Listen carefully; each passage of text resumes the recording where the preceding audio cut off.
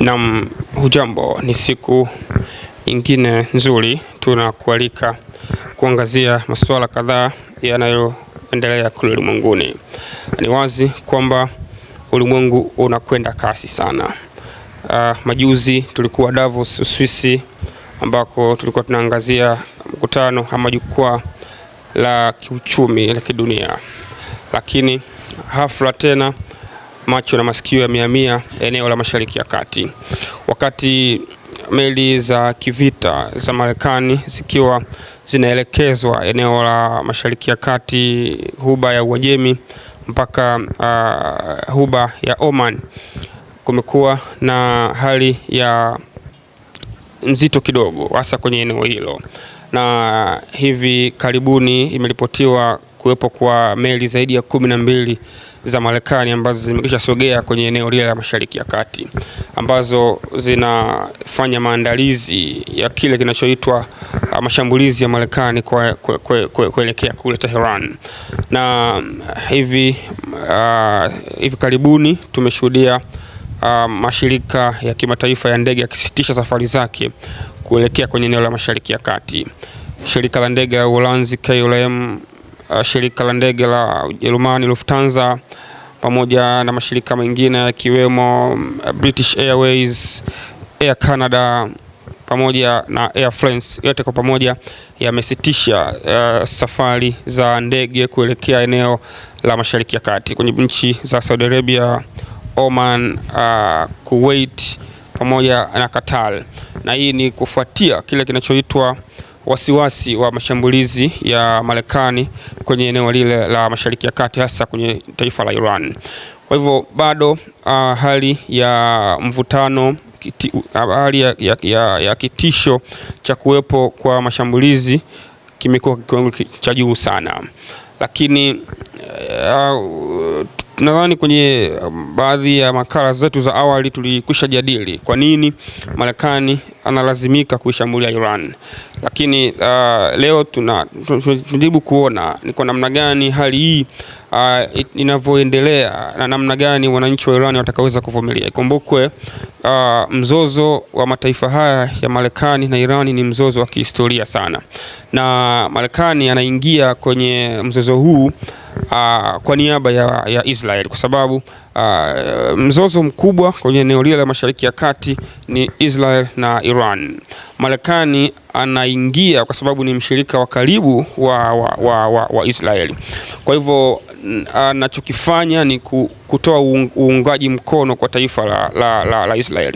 Na kama mtakumbuka, tulizungumza hapa kwamba ile ziara ya waziri mkuu wa Israel Benjamin Netanyahu aliyofanya mwishoni mwa mwaka 2025, ilikuwa ni tarehe 29 mwezi wa 12 mwaka 2025, ndio ziara ambayo pengine imeasisi haya yote ambayo yanakwenda kutokea. Na tulizungumza kwamba Netanyahu kwa mara nyingine tena anakwenda Washington kumshawishi Rais Trump kuweza kurejea tena kufanya mashambulizi pale Iran. Hivyo ndivyo ambavyo tulikisema, na ndio kile ambacho kinaendelea kutokea.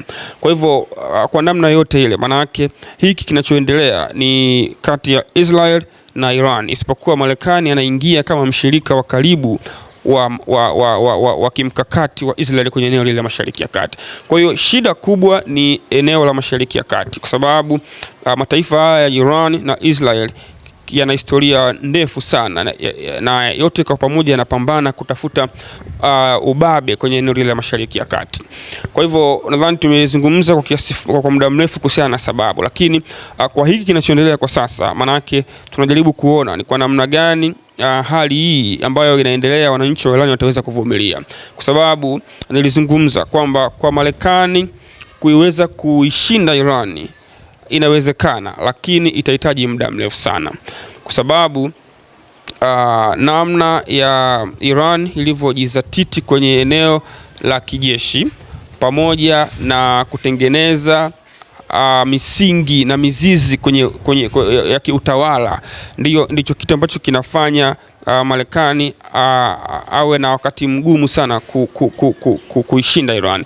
Na ukizingatia lengo kubwa la hiki kinachoendelea ni kuhakikisha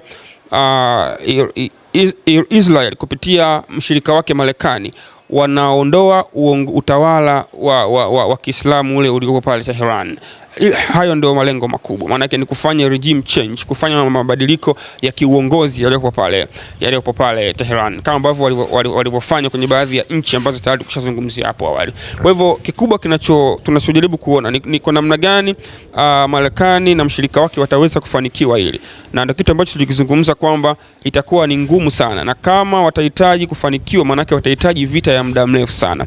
Nadhani tulizungumza hapa miaka ya 80, mwaka mmoja baada ya mapinduzi ya Iran, Iraq na alivamia Iran, kwa maana ya walikuwa kwenye hali ya kivita takriban miaka 8, na ile vita ilikuwa inaungwa mkono moja kwa moja na taifa la Marekani, lakini haikuwa bahati kwa Iraq, walishindwa. So, kwa hivyo kwa mantikio, manake ni kwamba ili kuondoa uongozi uliopo Iran, kufanikisha mpango wao wa Marekani na Israeli kuondoa uongozi ule wa Iran, watahitaji miaka mingine mingi sana ya vita, lakini pia watahitaji vita ya moja kwa moja kupigana, na sio vita ya kushambulia na kuondoka. Maana yake watahitaji kuingia moja kwa moja Tehran na kufanya mashambulizi, kwa maana kupambana na jeshi la Iran ili kuweza kuondoa utawala ule wa Ayatollah Khamenei. Kwa hivyo ni kitu ambacho ni kigumu kama nilivyosema, kutokana na misingi ambayo Iran tayari imejiwekea.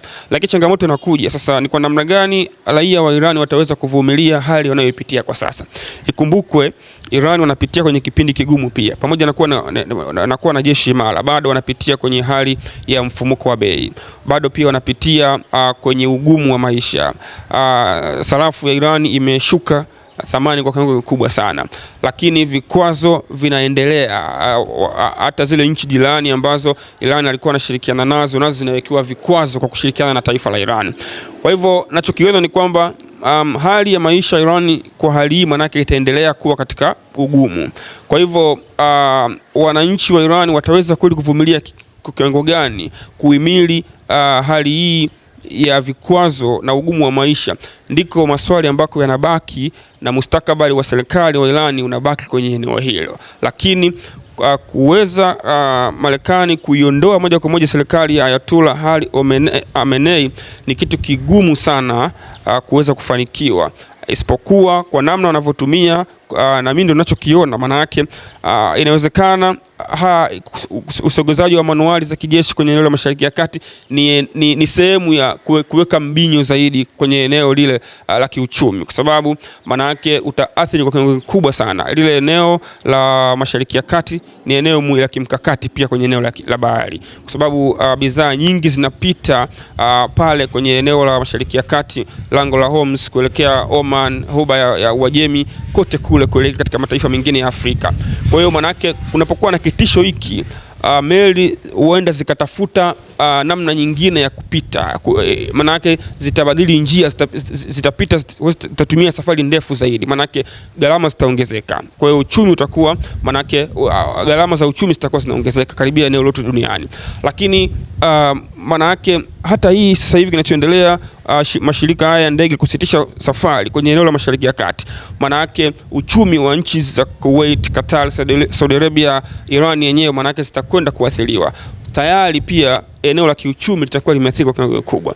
Kwa hiyo Marekani atakuwa anafanikiwa kwenye eneo hilo la kudhibiti lile eneo na kufanya kuwa eneo hatari, na kwa nchi zile ambazo ni majirani wa Iran watakuwa wanapitia kipindi kigumu cha uchumi na kufanya kuwa na hali mbaya. Kwa hiyo ni eneo ambalo watakuwa wamelimudu kubwa sana, na hiko ndo tunakuja kupima sasa ni kwa namna gani wananchi wa Iran watavumilia mazingira hayo, pamoja na kuwa ni wazalendo, pamoja na kuwa ni wanaunga mkono serikali kwa kubwa sana, lakini kwa mazingira ambayo wanatengenezewa, maana yake wanakuja kuwa katika kipindi kigumu zaidi na ambacho kinahitaji zaidi kuona namna ya inavyoenda kutokea. Kwa hivyo hali ndio iko hivyo. Hali ya vitisho na matarajio haya ya kutokea kwa vita imekuwa kiwango kikubwa sana. Kwa hiyo tusubiri tuendelee kuona nini kinaendelea. Na nimefika tamati kwenye eneo letu hili la leo. Nakushukuru sana. Kwaheri kwa sasa.